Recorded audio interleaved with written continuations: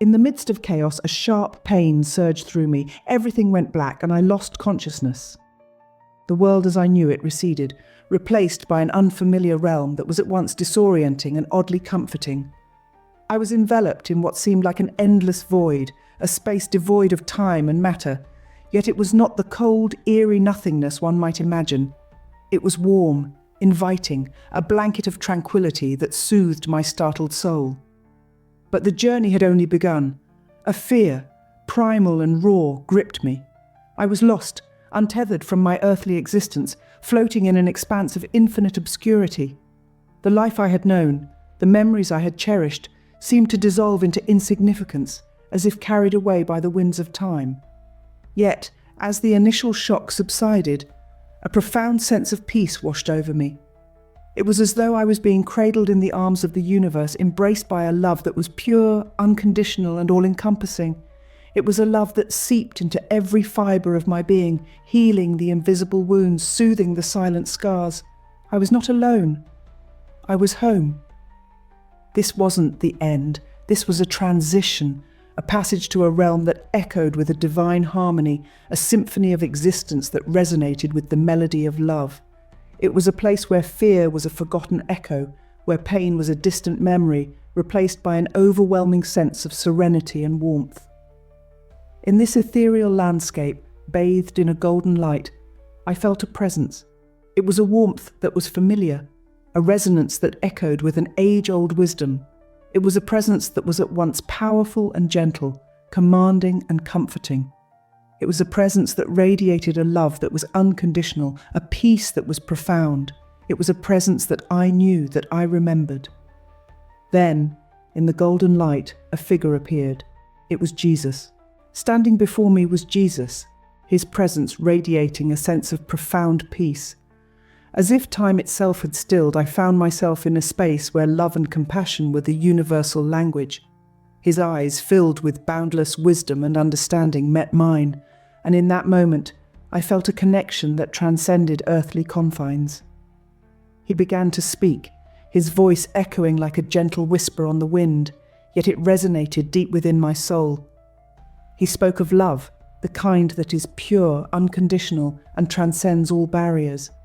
This love, he explained, is not limited to family or friends, but extends to all beings in our shared existence. He stressed that every action we take, every word we utter, is a reflection of this love, and it is through this love that we are all interconnected. Then he touched upon forgiveness, a concept so simple yet so profound. He explained how resentment and anger create rifts, not only within ourselves but also within the fabric of our collective consciousness. Forgiveness, he said, is the key to healing these rifts. It is the balm that soothes anger, heals wounds, and ultimately brings us closer to one another. He spoke of the ripple effect of our actions, how even the smallest act of kindness can create a wave of positive change. We, as individuals, have the power to influence this collective energy, to shape it with our thoughts, actions, and intentions. As our conversation unfolded, he began to steer the narrative towards a topic that had been weighing heavily on my mind: the devastating fires in Los Angeles. He looked at me with an intensity that held both sorrow and hope, and then, with a sigh that seemed to carry the weight of the world, he revealed the hidden meaning behind these fires. Jesus told me that the fires were not merely a natural disaster, but a reflection of our spiritual imbalances. In this realm of serene warmth and golden light, Jesus opened my eyes to a profound truth. He explained that the devastating fires raging through Los Angeles were not just a calamity caused by dry weather or a stray spark. They were a mirror, reflecting our collective spiritual discord and disconnection from the natural world.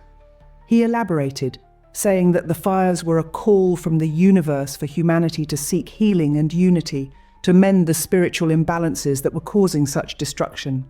The flames, he said, were a physical manifestation of our spiritual state. Just as the fires consume and destroy, so too does our spiritual discord eat away at our unity, our love for each other, and our respect for the earth. And it wasn't just about our relationships with each other. Jesus emphasized the importance of our relationship with nature, with the world that sustains us. He spoke of environmental stewardship, of caring for our earth as a sacred duty. We are not separate from nature, but a part of it. When we harm the earth, we harm ourselves. When we care for the earth, we care for ourselves.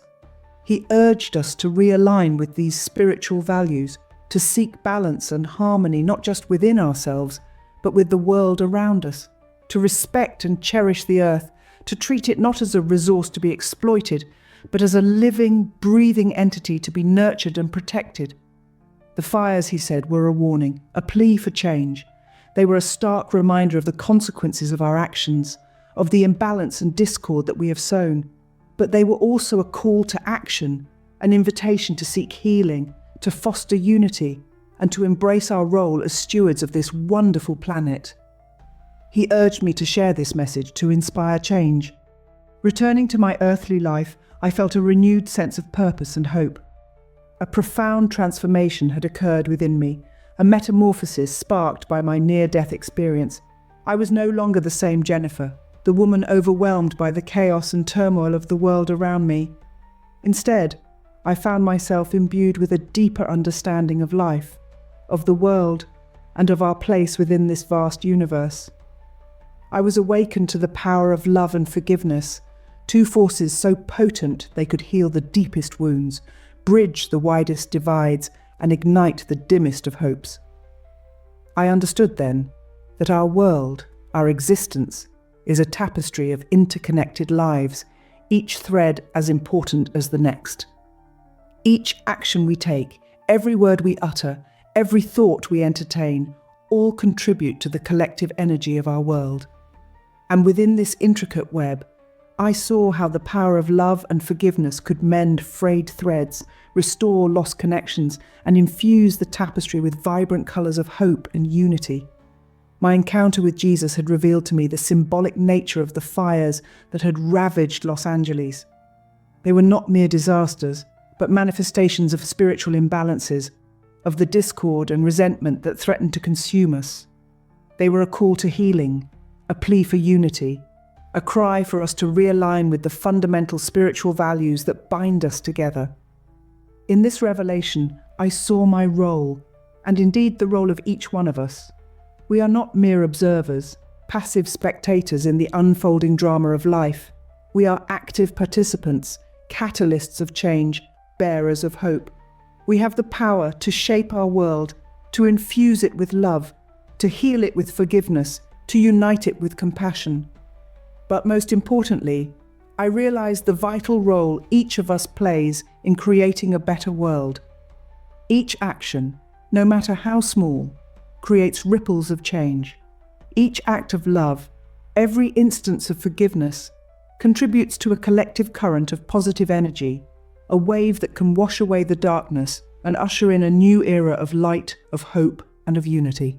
Armed with this newfound wisdom, I knew I had a mission to fulfill. A beacon of light had been kindled within me, a flame that I was determined to share with the world.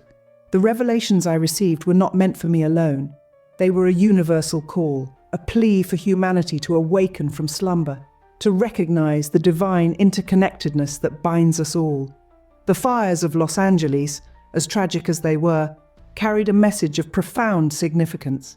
They symbolized our spiritual imbalances, a world teetering on the brink of chaos, yearning for healing, unity, and restoration. Our collective responsibility as bearers of this earthly home was underscored by the flames that swept through our city. Each one of us, in our own unique way, has a role to play in shaping the collective energy of our world. Jesus' words, as he stood before me in that realm of golden light, were a powerful testament to the transformative power of love and forgiveness. These were not mere sentiments, but potent forces capable of healing the deepest of wounds, of bridging the widest of chasms. Love, he emphasized, was the universe's most powerful unifying force. Forgiveness, a liberating energy that unshackles us from resentment and division, uniting us in the bond of shared humanity. And so, my dear friends, the call to action is clear. We must realign ourselves with these spiritual values. We must foster change, not through grand gestures, but through simple, everyday actions. A kind word, a helping hand, a moment of patience, an act of forgiveness. Each of these creates ripples of positive change, waves of love that can wash over our troubled world. We must remember, even in the face of adversity, we are not powerless. Each one of us holds within our hearts the capacity for immense transformation. We are, each of us, a beacon of hope, a vessel of love, a catalyst for change. In the face of darkness, we have the power to bring light. Through love and compassion, we can heal our world.